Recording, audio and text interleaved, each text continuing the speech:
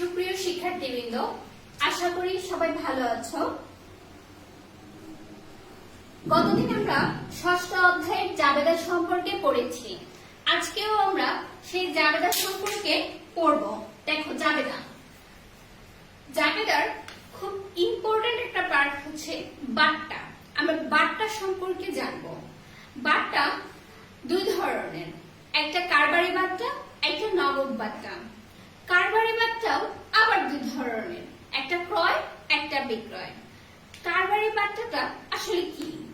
কারবারি বাট্টা এরকম হয় যে তুমি একটা দোকানে গেলে, গিয়ে বললে যে আমাকে একটা শার্ট দিন বা আমাকে একটা ড্রেস দিন, মূল্য কত? 550 টাকা, কিছু ছাড় দিন। ছাড় দিবে, 50 টাকা কম দেন। তুমিও 50 টাকা 500 টাকা দিয়ে 50 টাকা কম দিয়ে নিয়ে আসছো। তোমার ক্ষেত্রেও শার্টের মূল্য 500 টাকা, যে বিক্রয় করলো তার কাছেও এই মূল্য হচ্ছে 500 টাকা। সেই যে 50 টাকা ধরেছিল সেটা আর হিসাব রাখা হয় না। এইটা হচ্ছে কারবারি বাট্টা। ক্রয় বিক্রয়ের সময় কিছু ছাড়ে যখন ক্রয় বিক্রয় করা হয় এবং ক্রেতা এবং বিক্রেতা কেউই যখন এই হিসাবটা রাখে না, তখন সেটাকে বলা হয় কারবারি বাট্টা। কারবারি বাট্টা দুই ধরনের, ক্রয় এবং বিক্রয়। যখন তুমি শার্ট ক্রয় করেছো, সেটা তোমার ক্ষেত্রে ক্রয় বাট্টায় পরিণত হয়েছে, যে বিক্রয় করেছে তার কাছে বিক্রয় বাট্টায় পরিণত হয়েছে। এখন আসো, নগদ বাট্টাটা কি? নগদ বাট্টা, তুমি নগদ টাকা দিয়ে ক্রয় করে নিয়ে আসছো, সেই ক্ষেত্রে কারবারি বাট্টা হয়েছে। কিন্তু তুমি যখন বাকিতে বিক্রয় করবে, বাকিতে ক্রয় বা বিক্রয়ের ক্ষেত্রে আমরা জানি দেনাদার এবং পাওনাদারের সৃষ্টি হয়। বাকিতে ক্রয় করলে পাওনাদার, বাকিতে বিক্রয় করলে দেনাদারের সৃষ্টি হয়। ঠিক এইরকম দোকানদার তোমার কাছে শার্ট বিক্রয় করেছে 550 টাকায়। এখন সেটা বাকিতে বিক্রয় করেছে, মানে তুমি বাকিতে ক্রয় করে নিয়ে আসছো। তুমি তো 2 মাস ধরে আর টাকা দাও না। 2 মাস ধরে টাকা না দেওয়ার পর একদিন দোকানদার তোমাকে ফোন দিয়ে বললো বা দোকানদার তোমাকে দেখে বললো যে ঠিক আছে, আপনাকে 550 টাকা দিতে হবে না, আপনি 500 টাকা দিয়ে দেন তাহলেই হবে। এই ক্ষেত্রেও তুমি 500 টাকা দিয়ে এসেছো, কিন্তু তোমার বাকির খাতায় তো 550 টাকা লেখা ছিল। দেওয়ার সময় তুমি 50 টাকা কম দিয়েছো। এই ক্ষেত্রে সেটা হবে নগদ বাট্টা। বাকিতে ক্রয় এবং বিক্রয়ের সময়, পাওনাদারের খাতায় বা দেনাদারের খাতায় যে পরিমাণ টাকার উল্লেখ থাকে, দেনাদার পাওনাদারের নিষ্পত্তির সময় যে অংশ কম দেওয়া হয় সেটাই বলা হয় নগদ বাট্টা। ঠিক আছে? এই ছিল আমাদের দুই ধরনের বাট্টা। বাট্টা সম্পর্কে আমরা জানবো। কারবারি বাট্টার হিসাব কেউ রাখে না, নগদ বাট্টার হিসাব রাখা হয়। নগদ বাট্টার দুই ধরনের, প্রাপ্ত বাট্টা, প্রদত্ত বাট্টা। কারবারি বাট্টা দুই ধরনের, ক্রয় বাট্টা, বিক্রয় বাট্টা।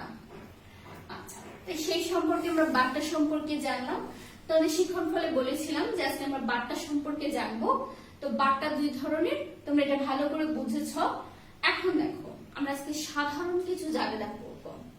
তো গত ক্লাসে আমি সাধারণ জাবেদা সম্পর্কে বলেছিলাম, আজকে আরো বলবো। একটা অঙ্ক দেখো, প্রথমেই বলেছি জনাব শওকত 1 জুলাই নগদ 50,000 টাকা এবং 20,000 টাকার পণ্য নিয়ে ব্যবসা শুরু করেছে। তোমাদের বলেছি যে পণ্য নামের কোনো হিসাব হয় না। আমাদের হিসাব বিজ্ঞানে পণ্য বলে কোনো হিসাব হয় না। যখন পণ্য উল্লেখ থাকে তখন সেটাকে আমরা ক্রয় হিসাবে অন্তর্ভুক্ত করব। পণ্যকে আমরা ক্রয় হিসাবে অন্তর্ভুক্ত করব। তাহলে এই আমরা আস্তে আস্তে জাবেদা শুরু করি। মনে আছে জাবেদা কিভাবে তৈরি করতে হয়? জাবেদা বছর, তারপর মাস, তারপর দিন। সেই ক্ষেত্রে আমাদের সেই জিনিসগুলোকে জানতে হবে। বছর কোনটা, সন কোনটা, মানে সনটার উল্লেখ থাকবে। দেখো 1 জুলাই তারিখ হচ্ছে 1, মাস হচ্ছে জুলাই এবং বছর হচ্ছে 2017। তাহলে আমরা সেই ক্ষেত্রে দেখো, আমরা একটা সাধারণ জাবেদার ঘর রেখেছি। জনাব শওকত ইসলামের জনাব শওকতের আমরা একটা সাধারণ জাবেদার ঘর রেখেছি। ঘরে কে দেখো তারিখের একটা ঘর থাকবে, তারিখের একটা ঘর, হিসাবের নাম ও হিসাবের ব্যাখ্যা দিয়েছি। জাবেদা মানে হিসাবের সংক্ষিপ্ত একটা ব্যাখ্যা থাকবে। তারপর খতিয়ান পৃষ্ঠা, তাছাড়া আছে ডেবিট টাকা, ক্রেডিট টাকা। সবসময় মনে রাখবে জাবেদার হিসাবের টাকা দুই পাশে সমান হবে। জাবেদার হিসাবের টাকা দুই পাশে কি হবে? সমান হবে। আচ্ছা, তার মানে ডেবিট টাকা এবং ক্রেডিট টাকা সমান হবে। তো সেই ক্ষেত্রে দেখো একবার আমাদের প্রথম যে জাবেদাটা, আগেও আমরা পড়েছি ডেবিট ক্রেডিট নির্ণয় যখন করেছি তখনও এটা শিখেছি। সবসময় মনে রাখবে 1 তারিখ ব্যবসায় যে টাকা নিয়ে আসা হয় সেটাকে বলা হয় মূলধন হিসাব। মূলধন হিসাব মালিকের মালিকানা সত্ত্ব, সেই কারণে এটা সবসময় কি হয়? ক্রেডিট দিকে হয়। তো এই ক্ষেত্রে আমাদের 1 জুলাই যে হিসাবটা ছিল, যে প্রথমেই সে 1 জুলাই নগদ 50,000 টাকা এবং 20,000 টাকার পণ্য নিয়ে ব্যবসা শুরু করেছিল। তো আমরা জানি নগদান হিসাবে এই ক্ষেত্রে কারবারে নগদ টাকা আসে, আমরা জানি নগদ আসলে ডেবিট এবং চলে গেলে ক্রেডিট। এই হিসাবটা তো মনে আছে, তাই না? নগদ আসলে ডেবিট হয়, চলে গেলে ক্রেডিট হয়। তো কারবারে নগদ আসছে, আমাদের দৃষ্টিভঙ্গি বা দৃষ্টিকোণটা হবে আমাদের একটা কারবার, ব্যক্তি নয়। হিসাব বিজ্ঞানের ক্ষেত্রে আমরা যখন অঙ্ক করব সেই ক্ষেত্রে আমি আগেও বলেছি সব থেকে গুরুত্বপূর্ণ হচ্ছে দৃষ্টিভঙ্গি। হিসাবটা জনাব শওকতের ব্যবসা প্রতিষ্ঠানের, জনাব শওকতের ব্যক্তিগত নয়, সেজন্য কারবারে টাকা এসেছে। আমরা হিসাব করব কারবারে। কারবার যখন টাকা এসেছে তাহলে নগদান হিসাবটা ডেবিট। দেখো তাহলে আমরা প্রথমেই সন দিয়ে শুরু করি। 2017 মাস কি ছিল? জুলাই। কত তারিখ? 1। জুলাইয়ের কত তারিখ? 1 বলে দিছে, জুলাইয়ের 1 তারিখ। নগদ টাকা আসছে, নগদান হিসাব ডেবিট। নগদান হিসাব ডেবিট। নগদান হিসাব ডেবিটের কি হবে টাকা? এই ডেবিট কথাটা লেখার প্রয়োজন নেই, তারপর বোঝানোর জন্য লিখি। টাকা দেখো 50,000। আবার বলেছে 20,000 টাকার পণ্য নিয়ে ব্যবসা শুরু করেছে। আমি আগেই বলেছি পণ্য নামে কোনো হিসাব হয় না, পণ্য হিসাবটা হয় ক্রয় হিসাব। এমন যদি হয় যে পণ্য হারিয়ে গেছে সেই ক্ষেত্রেও ক্রয় হিসাব হবে। তো এখানে হবে ক্রয় হিসাব। এটা কোনটার ক্রয় হিসাব? সেই পণ্যটার ক্রয় হিসাব, সেটাও 20,000 ডেবিট, কারণ সে পণ্য নিয়ে ব্যবসা শুরু করেছে। এবং এখন যেটা হবে সেটা হবে মূলধন হিসাব ক্রেডিট। মূলধন হিসাব ক্রেডিট। আর একটু লিখে দিলাম এই কারণে, এটা লেখার দরকার নেই, যাতে তোমাদের একটু বুঝতে সুবিধা হয়। দেখো ক্রেডিট কোনটা হবে? মালিকের মালিকানা সত্ত্ব পুরোটাই ক্রেডিট হবে। যদি পুরোটাই ক্রেডিট হয় তাহলে 20 আর 50 70,000 টাকা পুরোটা ক্রেডিট হবে। ঠিক আছে, এখন দেখো জুলাইয়ের 2 তারিখ জনতা ব্যাংকে হিসাব খোলা হলো। ব্যাংক হিসাবটা কে খুলেছে? ব্যাংক হিসাবটা খুলেছে শওকত। কার নামে খুলেছে? তার ব্যক্তিগত না কারবার? কারবারের নামে খুলেছে। তো যখন কারবার ব্যাংকে টাকা জমা দেয় তার কি নগদ টাকা কারবারে আসে না চলে যায়? ও একটু আছে, এখানে আমি ব্যাখ্যাটা দেইনি, লিখতে পারো। ব্যবসা শুরু করা হলো, শেষ। একটা টার্ম দিবে, তারপর আমার একটা হিসাব শেষ।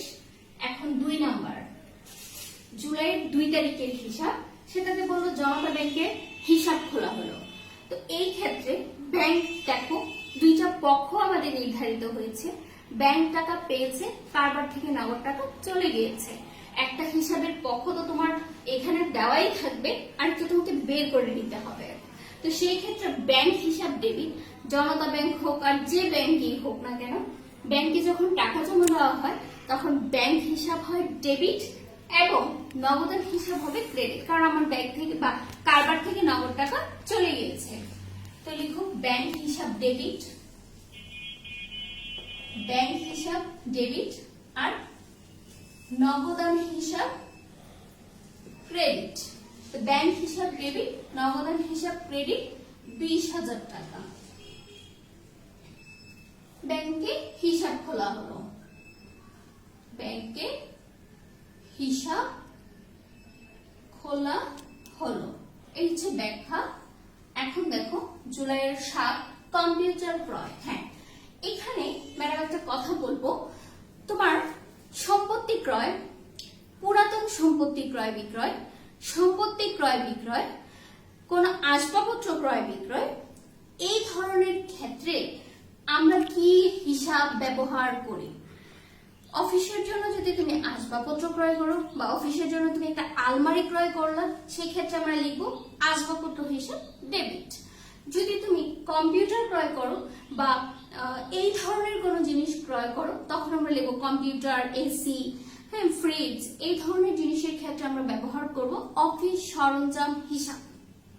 আবারও বলি, আমরা যদি বলি আলমারি ক্রয়, চেয়ার টেবিল ক্রয়, তখন এগুলো হবে আসবাবপত্র হিসাবের অন্তর্ভুক্ত, যদিও এগুলো সম্পত্তি।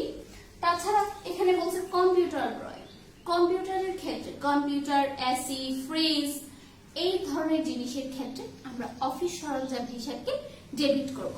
এখন দেখো হিসাব ক্রয় করলে, তুমি ক্রয় করছো, কম্পিউটার ক্রয় করলে, কম্পিউটার ক্রয় তো তোমার তো কম্পিউটার বাসায় এসছে, কিন্তু নগদ টাকা চলে গেছে, নগদ চলে গেলে নগদ কি হয়?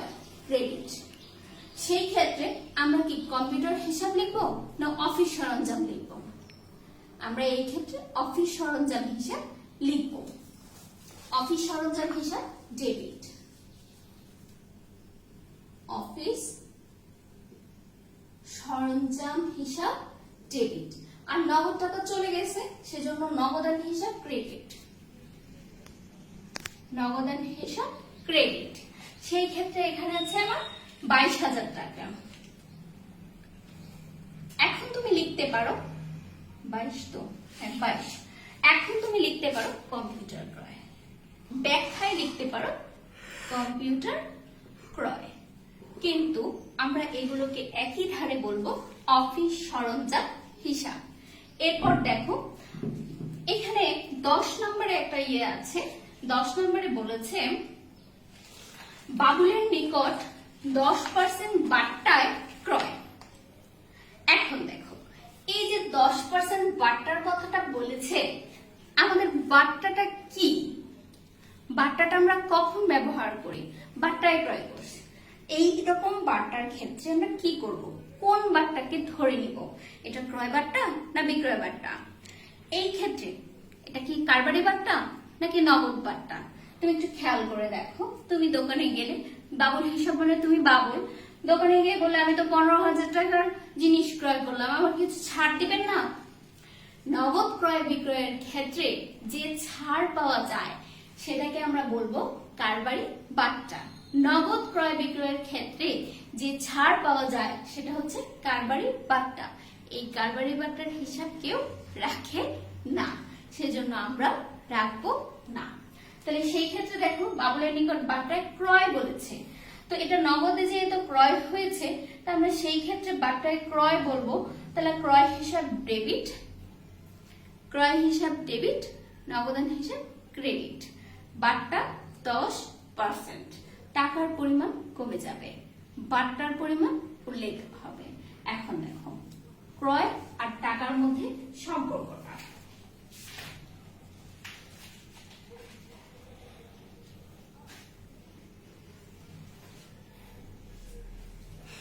ক্রয় আমরা জানি সকল প্রকার ক্রয় ডেবিট, সেজন্য ক্রয় হিসাব, ক্রয় হিসাব ডেবিট। এখন ক্রয় কত টাকার হয়েছে?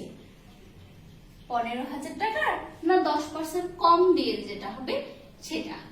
আচ্ছা, তা আমাদের এটা যদি কারবারি বাট্টা হয়, কারবারি বাট্টার ক্ষেত্রে কিন্তু আমরা হিসাব রাখি না, সেজন্য 15,000 টাকার 10% কমিয়ে দাও। 15,000 টাকা 10% 1,500 টাকা। 15,000 থেকে 1,500 টাকা চলে গেলে 1,350 টাকা। তাহলে ক্রয় হিসেবের পরিমাণ হবে 1,350 টাকা, 13,500 টাকা, ভুল বলেছি। এছাড়া দেখো আমাদের বাবুল হিসাব বলেছে, বাবুল হিসাব হচ্ছে আমাদের পাওনাদার হিসাব। তাহলে পাওনাদারের ক্ষেত্রে কি হবে, পাওনাদার হিসাব সেই 1350, 500 টাকা।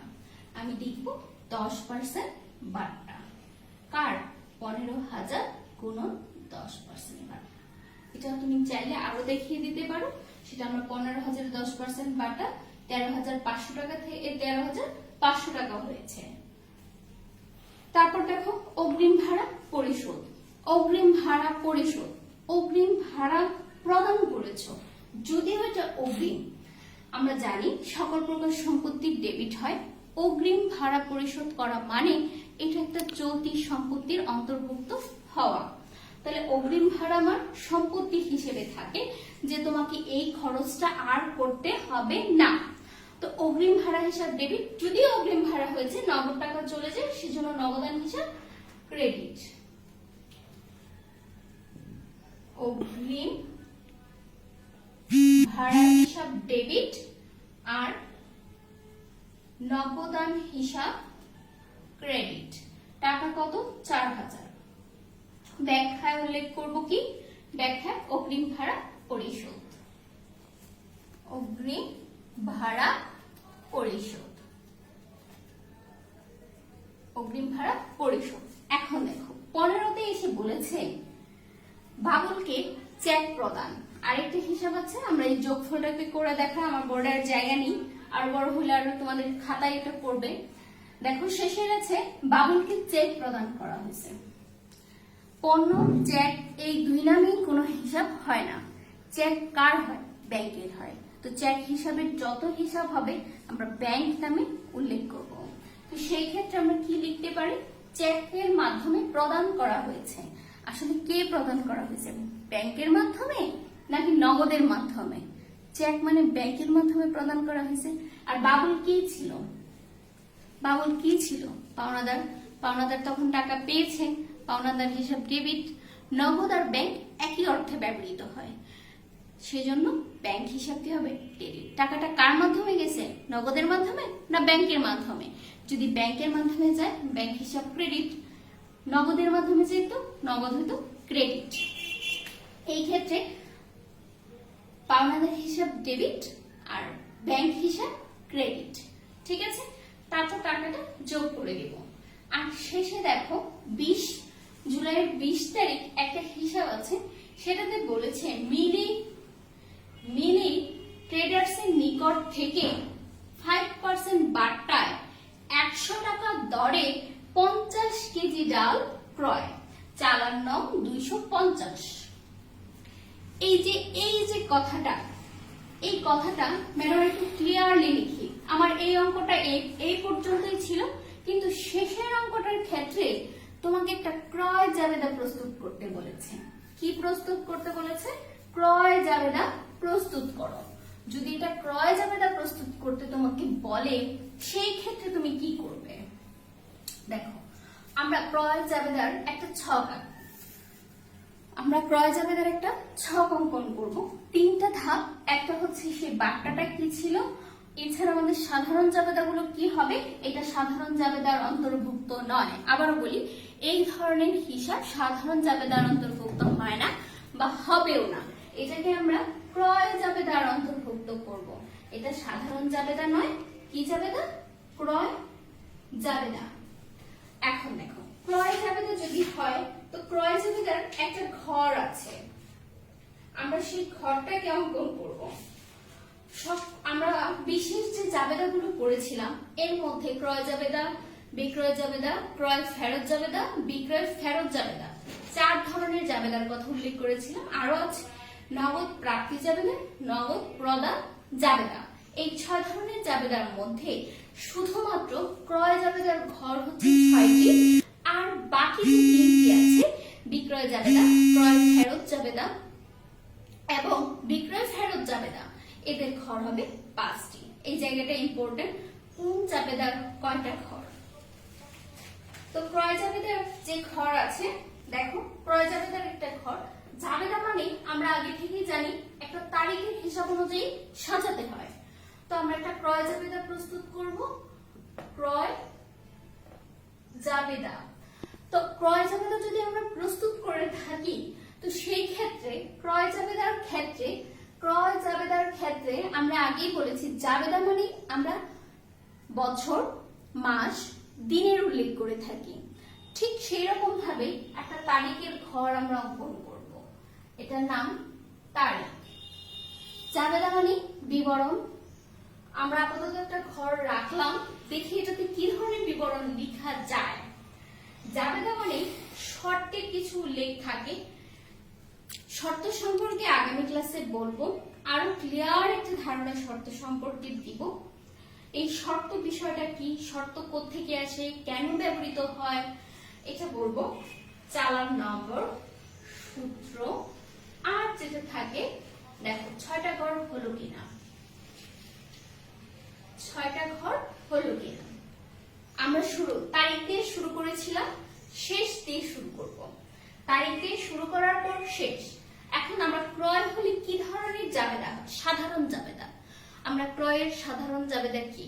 ক্রয় হিসাব ডেবিট, নগদান হিসাব ক্রেডিট। যদি নগদে না হয়, পাওনাদার হিসাব কি হয়? ক্রেডিট হয়। তাহলে আমরা ক্রয় জাবেদা মানে বাকিতে ক্রয়। এই ক্রয় মানে বাকিতে ক্রয় সম্পন্ন হয়েছে, সেজন্য আমরা লিখব ক্রয় হিসাব কি? ডেবিট। আর পাওনাদার হিসাব ক্রেডিট। এই ছিল তো হিসাব। এখন দেখো ক্রয় হিসাব ডেবিট, পাওনাদার হিসাব ক্রেডিট। এখানে বলছে মিলি স্টোর, তাহলে মিলি কি? পাওনাদার না? মিলি এখানে কি? পাওনাদার। তা মিলি কি? ক্রেডিট। আমরা এই জন্য বিবরণের ঘরে লিখব ক্রেডিট হিসাব খাত। ক্রেডিট হিসাব খাত। ঠিক আছে? শর্ত, চালান, আর হবে সূত্র। শর্ত, চালান, আর হবে সূত্র। এখন দেখো এখানে তারিখ যদি আগের মতোই সাজাই, 2017 সাল জুলাই, তারিখ কত ছিল? 20। কার নামে? মিলি ট্রেডার্স। মিলি ট্রেডার্স কি? পাওনাদার। আমরা জানি ক্রয় হিসাব ডেবিট, পাওনাদার হিসাব কি? ক্রেডিট। লিখছিও ক্রেডিট হিসাব খাত মিলি ট্রেডার্স এর। এখন দেখো মিলি ট্রেডার্স এর কি বলছে? 100 টাকা দরে 50 কেজি ডাল ক্রয়। আচ্ছা, চালান নং কত ছিল আমার? 250। সূত্রের ঘরে সবসময় একটা রাইট চিহ্ন হয়। সূত্রের ঘরে সবসময় একটা রাইট চিহ্ন হয়। শর্তের কোনো উল্লেখ এখানে নাই, আমি শর্তকেও উল্লেখ করব